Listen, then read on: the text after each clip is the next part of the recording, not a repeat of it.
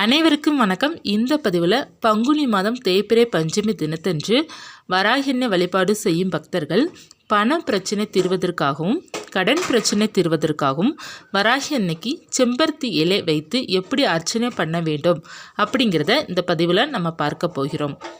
இந்த பங்குனி மாதம் தேய்பிறை பஞ்சமி தினம் என்றைக்கு வருகின்றது அப்படின்னா வருகின்ற சனிக்கிழமை நமக்கு வருகின்றது. நீங்கள் சனிக்கிழமை மாலை நேரமும் பூஜை செய்யலாம், வெள்ளிக்கிழமை இரவு நேரமும் பூஜை செய்யலாம். வெள்ளிக்கிழமை மாலை 6:20க்கு மேலே நமக்கு பஞ்சமி திதி ஆரம்பிச்சிடும். சனிக்கிழமை மாலை ஒரு 6:30 வரை நமக்கு பஞ்சமி திதி இருக்கும். அதனால் நீங்கள் சனிக்கிழமையும் வழிபாடு செய்யலாம், வெள்ளிக்கிழமையும் வழிபாடு செய்யலாம், அது உங்களுடைய விருப்பம்தான். இந்த தினத்தன்று நீங்கள் வராகி அன்னைக்கு வழிபாடு செய்யும்போது இந்த செம்பருத்தி இலை வைத்து நீங்கள் வழிபாடு செய்து பாருங்கள். 100% உங்களுக்கு பண பிரச்சனை தீரும். இந்த செம்பருத்தி இலை வைத்து நம்ம நிறைய தாந்திரிக பரிகாரமும் பண்ணலாம். செம்பருத்தி பூ வைத்து பரிகாரம் செய்யலாம். ஏன்னா இது பணத்தை ஈர்க்கும் தன்மை இதற்கு இருக்கிறது. பணத்திற்காக தாந்திரிகமாக இதில் வைத்து நம்ம பரிகாரம் செய்யலாம். இந்த இலைகளை வைத்து எப்படி நம்ம செய்ய வேண்டும் அப்படிங்கிற பதிவு நம்ம நிறைய பார்த்துருக்குறோம். செம்பருத்தி இலை தீபம் ஏற்றி வைத்து வழிபாடு செய்யுங்க அப்படிங்கிறதும் நம்ம நிறைய பதிவில் நம்ம சொல்லியிருக்கிறோம். இந்த பதிவில் செம்பருத்தி இலை அர்ச்சனை எப்படி செய்ய வேண்டும் அப்படிங்கிறத நம்ம பார்க்கலாம்.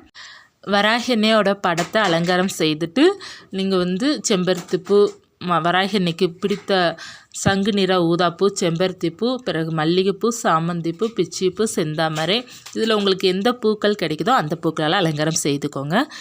தீபம் பார்த்திங்க அப்படின்னா தேங்காய் தீபம் ஏற்றலாம், செம்பருத்தி இலை தீபம் ஏற்றலாம், வெற்றிலை தீபம் ஏற்றலாம். நிறைய தீபங்கள் இருக்கின்றது. இப்போ நீங்கள் வெள்ளிக்கிழமை வழிபாடு செய்கிறீங்கன்னா மொச்சை தீபமும் ஏற்றலாம். இந்த மாதிரி நிறைய தீபங்களை உங்களுக்கு எந்த தீபம் ஏற்ற முடியுமோ அந்த தீபம் ஏற்றுங்க.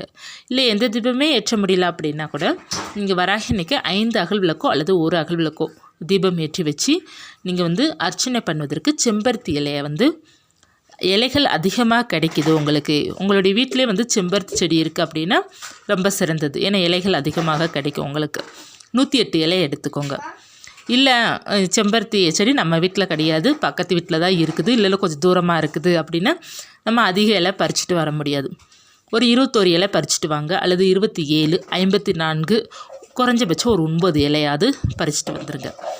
பறிச்சுட்டு அதில் நீங்கள் என்ன செய்ய வேண்டும் அப்படின்னா அந்த இலையில் வஜ்ர கோஷம் அப்படிங்கிறதும் நீங்கள் எழுதலாம், ஸ்ட்ரீம் அப்படிங்கிறத கூட எழுதி கொள்ளலாம். ஒன்று வஜ்ரகோஷம் எழுதிக்கோங்க, அப்படி இல்லைன்னா ஸ்ட்ரீம் அப்படிங்கிறத எழுதிட்டு மஞ்சளால் எழுதணும்.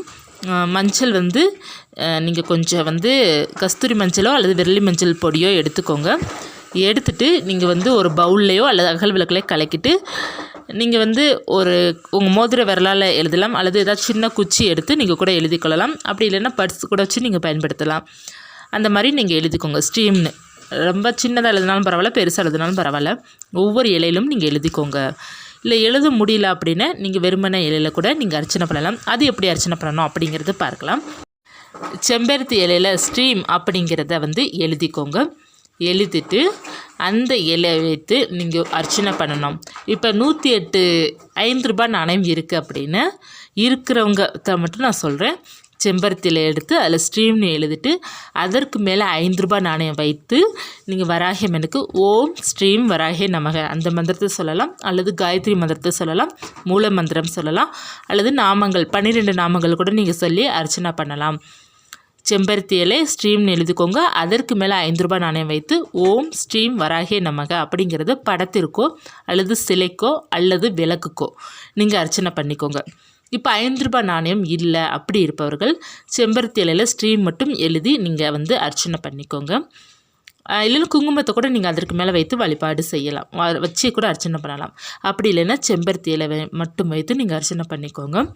இப்போ வெறுமனை செம்பருத்தி இலை மட்டும் இருக்குது, நீங்கள் ஸ்ட்ரீம் அப்படிங்கிறத நீங்கள் எழுதலை அப்படின்னா வெறு இலையில் மஞ்சள் குங்குமம் பொட்டு மட்டும் வைத்து நீங்கள் அதை அர்ச்சனை பண்ணிக்கோங்க.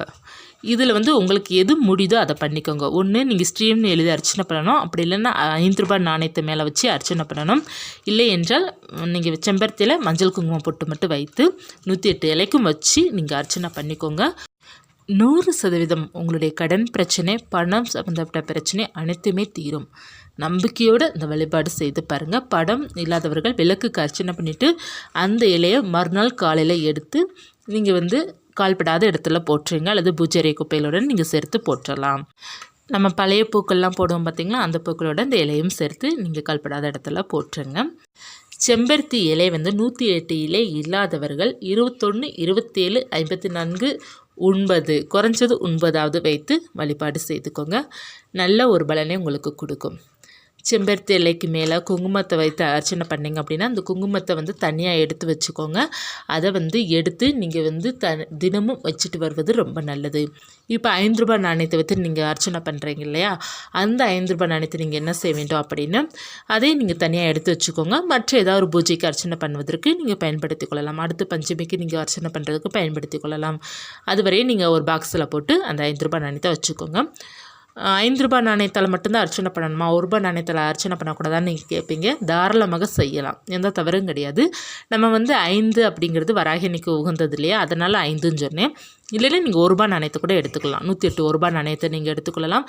அல்லது நீங்கள் வந்து சுவாமிக்கு வந்து அர்ச்சனை பண்ணுறதுக்குன்னே தனியாக நாணயங்கள் வச்சுருக்கிறீங்க, அந்த பித்தளையில் வெள்ளியில் நாணயம் வச்சுருக்கிறீங்க அப்படின்னா கூட நீங்கள் வந்து அர்ச்சனை பண்ணலாம். வெள்ளி நாணயத்தில் அர்ச்சனை பண்ணுவது ரொம்ப சிறப்பு. உங்கள்கிட்ட எந்த நாணயங்கள் இருக்கோ அந்த நாணயங்களால் நீங்கள் அர்ச்சனை பண்ணி வழிபாடு செய்யலாம். 100% உங்களுக்கு வந்து பண பிரச்சனை நிச்சயமாக தீருங்க. நீங்கள் அர்ச்சனை பண்ண உங்களுக்கு பண பிரச்சனை தீரும். வராகின் அருள் பரிபூர்ணமாக கிடைக்கும். குடும்பத்தில் இருக்கிற கஷ்டம் தீரும்.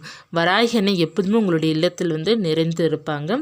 நல்ல ஒரு மாற்றங்கள் உங்கள் வாழ்க்கையில் ஏற்படும். இந்த தேய்பிறை பஞ்சமி தினத்தை வந்து தயவுசெய்து எல்லோரும் முடிந்த அளவுக்கு பயன்படுத்திக்கோங்க. வெள்ளி இரவு அல்லது சனிக்கிழமை காலை வழிபாடு செய்யலாம், மாலை வழிபாடு செய்யலாம். ஒரு சில பேர் கேட்டிருந்தீங்க, காலை பிரம்ம முகூர்த்த நேரத்தில் தேங்காய் தீபம் ஏற்றி வைத்து வழிபாடு செய்யலாமான்னு கேட்டிருந்தீங்க. தாராளமாக நீங்கள் பிரம்ம முகூர்த்த நேரத்தில் வழிபாடு செய்யலாம்.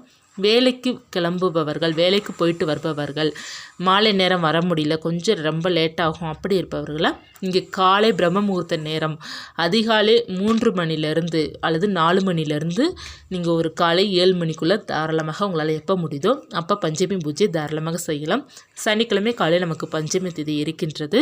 அதனால் நீங்கள் தாராளமாக சனிக்கிழமை காலை கூட நீங்கள் வழிபாடு செய்து கொள்ளலாம். விரதம் இருப்பவர்கள் காலை ஒரு தடவை வழிபாடு செய்துட்டு மாலை ஒரு தடவை பூஜை செய்துக்கோங்க. காலை வழிபாடு அப்படின்னா ஒரு விளக்கு மட்டும் ஏற்றி வைத்துட்டு விரதத்தை தொடங்கிக்கோங்க. பிற மாலை நேரம் நீங்கள் பூஜை செய்துட்டு விரதத்தை முடித்து கொள்ளலாம். நீங்கள் வந்து உங்களால் எந்த அளவுக்கு தீபம் ஏற்றி வைத்து வழிபாடு செய்ய முடியுமோ, எந்த அளவுக்கு பூஜை செய்ய முடியுமோ அந்த அளவுக்கு நீங்கள் செய்தாலே போதும். நெய்வேத்தியமாக நீங்கள் பானகம் வைத்தா கூட போதும். வராகியனை மனதார ஏற்றுக்கொள்வாங்க. ஏன்னா வராகினிக்கு பிடித்ததே பார்த்திங்கன்னா பானகம், சர்க்கரை வெள்ளிக்கிழங்கு தான் மிகவும் பிடித்தது. நீங்கள் வந்து உங்களால் முடிந்தது, உங்களால் என்ன முடியுதோ, ஒரு டம்ளர் பால் வைக்க முடியுதா வச்சுக்கோங்க, கல்கண்டு தான் வைக்க முடியுமா வச்சுக்கோங்க, வெற்றிலை பாக்கு, வாழைப்பழம் இதெல்லாம் முடியும் அப்படின்னா நீங்கள் வைக்கலாம், வைத்து வழிபாடு செய்யலாங்க. இந்த பதிவு உங்களுக்கு உபயோகமாக இருக்குன்னு நினைக்கிறேன். இருந்துச்சுன்னா லைக் பண்ணுங்கள். இது போன்ற ஆன்மீக தகவல், வராகின் பற்றிய தகவல் தெரிந்து கொள்ளணும் சேனலை சப்ஸ்கிரைப் பண்ணி வச்சுக்கோங்க. பஞ்சமி பதிவு நான் நிறையா கொடுத்துருக்குறேன். நீங்கள் வந்து வராகின் எப்படி வழிபாடு செய்யணும், எப்படி நீங்கள் ரெடி பண்ணணும் அப்படிங்கிறது நான் நிறையா கொடுத்துருக்குறேன். அந்த பதிவு வேணால் நான் என் டிஸ்கிரிப்ஷனில் கொடுக்குறேன், பார்க்காதவங்க பார்த்துக்கோங்க. மீண்டும் ஒரு தகவலை சந்திக்கிறேன். நன்றி.